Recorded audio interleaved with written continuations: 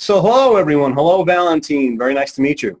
Hi, nice to meet you too, Kelly. Thank you so much for having me. He's off for a little bit here. Yeah. So Valentin Ruest is with Classtime, formerly known as Go Pollock, and is going to spend some time with us and the emerging ed tech readers and viewers today, and we're going to talk about Classtime.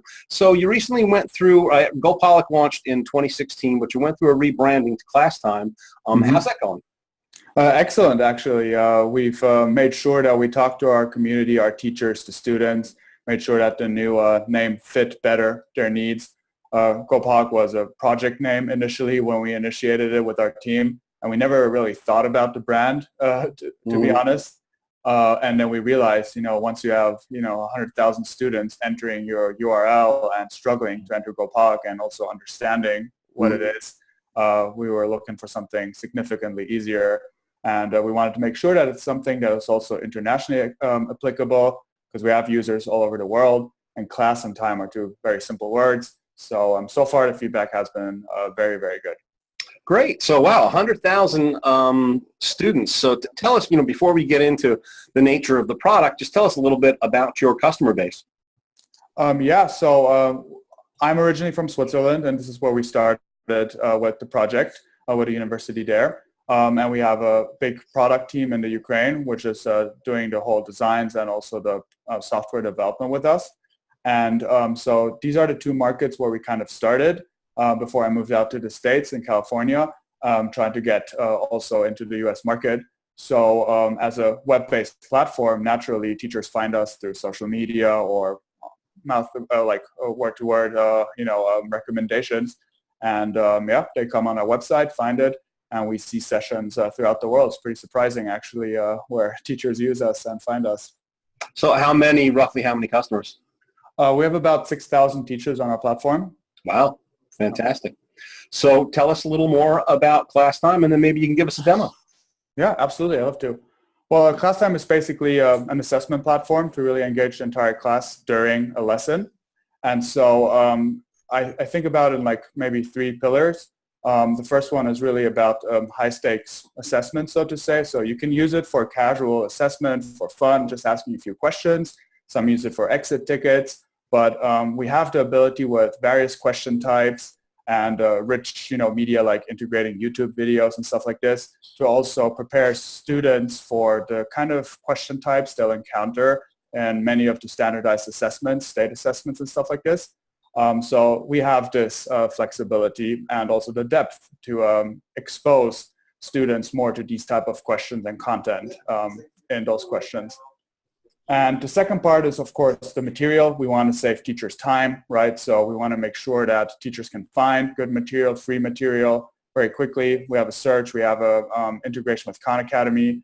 We have a big and continuously growing public library where teachers contribute stuff. We work with education consultants who produce content for us. So it's getting much, much easier for teachers just to find and get inspired or work off content that's already there, right? And those question sets, as we call them, the collections of questions, they're also rich. It's not just multiple choice, but we have categorized something or reorder, sort things and stuff like this. So these are the kind of question sets we prepare. And it saves time also for teachers because we have, of course, all these grading functionalities, points per question, export. So it just really fits into the flow of the teachers. The third thing that is a bit of a gamified twist is something we call collaborative challenges. So we don't want to make these assessments necessarily. You can as a summative, serious assessment. But you can also, take anxiety away, have a bit fun with it, and play these collaborative challenges, which work very well with primary and secondary school students. Yeah, you shared a video showing the classroom, a young classroom, and the excitement and fun they were having as they worked together to work through the challenge. So looks like a lot of fun. So go ahead. Why don't you share your screen and take us for a little spin? Absolutely, I'd love to. 1 second. Can you see my screen? Yep. All right, great. Well, it's pretty easy for teachers to just explore our website. We've built it in a way that you don't even have to register. You can register up here if you want to and just log in. We have Google authentication, Microsoft authentication, Facebook, or just manual email, so that's pretty flexible. for the teachers. And what we do recommend, though, is that you can just simply start your tour here. And then just to already note this, as a student, this is where you can also enter your code and join a session. But I'll show this a bit later. So basically, as a teacher, oh, I'm already logged in, so this is going to put me to the library. But give me a second. I'll just start a new session. You'll see this page where this is basically a session dashboard. Well, you see the students join. You'll see all the questions you have here that you can activate one by one and also do different settings as you want to teach, right? So if you look here, 1 second. Do you still see my, oh, there it is, okay. Yep. Got it. So if you see here, we have a little preview started, so you can click on this and get a feeling how this looks. This will simulate a few students who just joined. You'll see 15 students, and the first question is activated. And you'll see the students answering your question. As a teacher, you can always see what are they answering, what was the question, and how are they doing. You can see which students got what. So this is all in real time, immediately updated. And you can decide if you want to flexibly activate more questions, and students will start seeing them or all of them. So there you have, the full visibility of how your student is doing for a formative or summative assessment. A question. Yes? I assume students can use multiple different types of devices, a smartphone, a tablet, or computer to access the content and participate?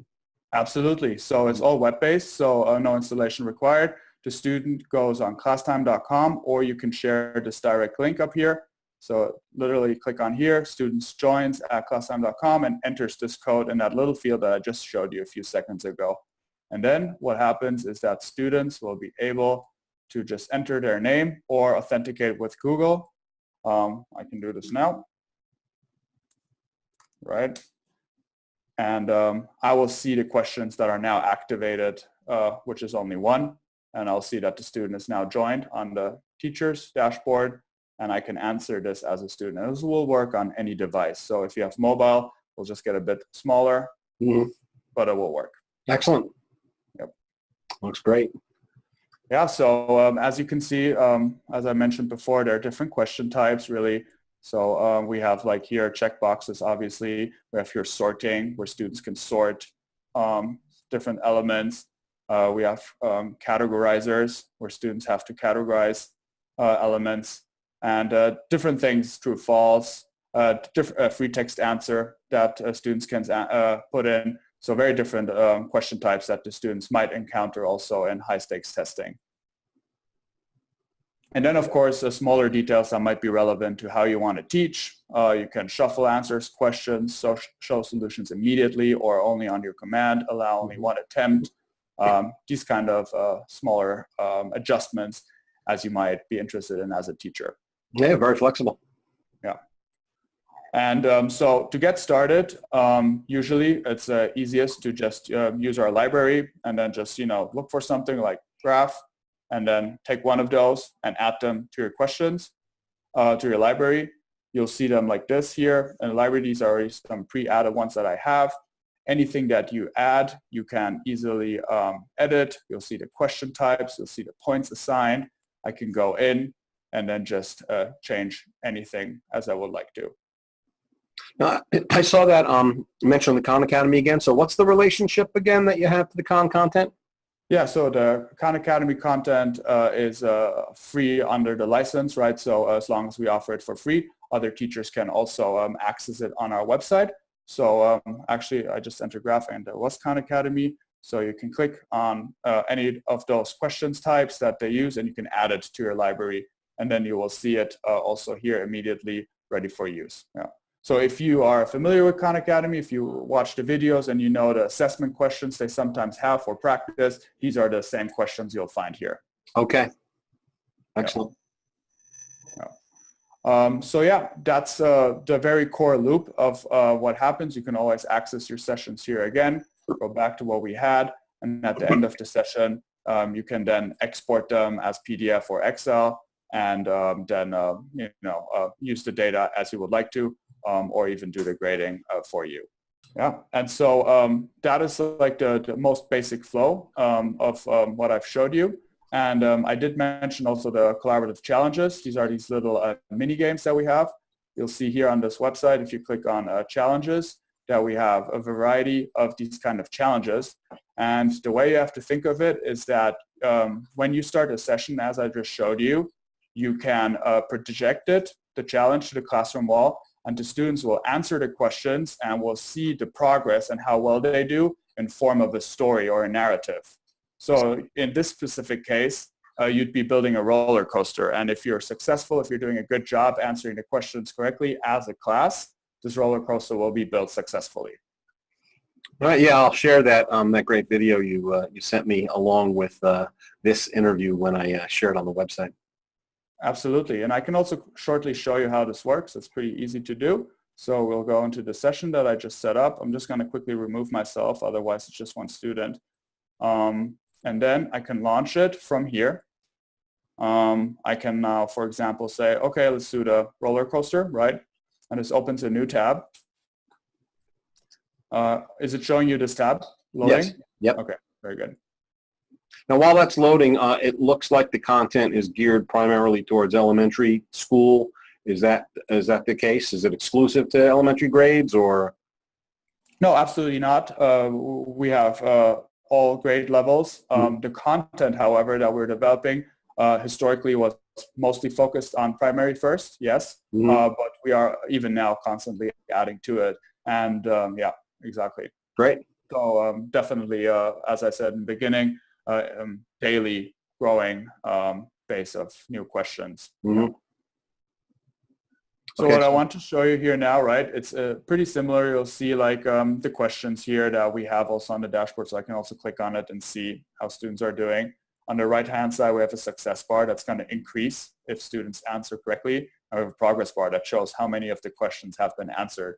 And so the way you have to imagine this, I'm going to start a simulation again now, is that the students join and then they see that, for example, the roller coaster started to be built, right? So you see the bulldozers coming in and the students are starting to answer, and you'll see the answers come in. And every time they do a good job, they come into the next stage and they see that the roller coaster is built even further. So now, if I activate a few more questions, you'll see that it progresses. This is a bit fast now because of the simulation, but in the classroom, you can imagine that you'll see that also in the video. It goes step by step. So the students really try to do a good job and will be rewarded immediately with progress as a team that they've achieved together by seeing how this roller coaster is being built step by step. Okay. Yeah, we have different types as well. We have like puzzles, for example, where you'll have a puzzle that will appear depending on how many correct answers you've given. And then students can like play in groups or alone and have to guess what the topic might be that is going to be revealed step by step. Right? So with every correct answer, it will grow in numbers of puzzle pieces revealed. Well, it sounds like a fun and unique element to an assessment platform.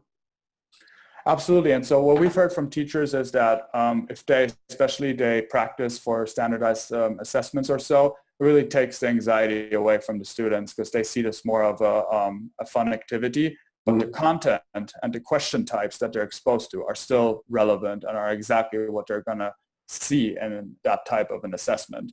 And since this is always like a collaborative challenge and collaborative joint success, they're also incentivized to also work together and really make sure they understand the material.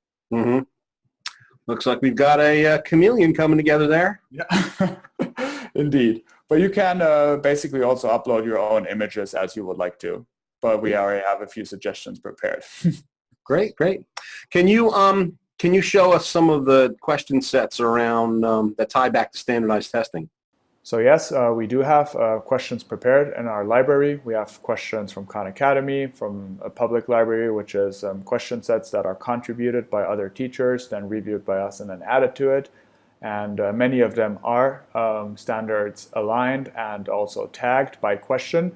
And you can search for them simply here. So for example, if we do ELA reading informational text, let's just enter this, and let's say 3rd grade, and then the second one maybe here, right? So we see there's different ones that appeared.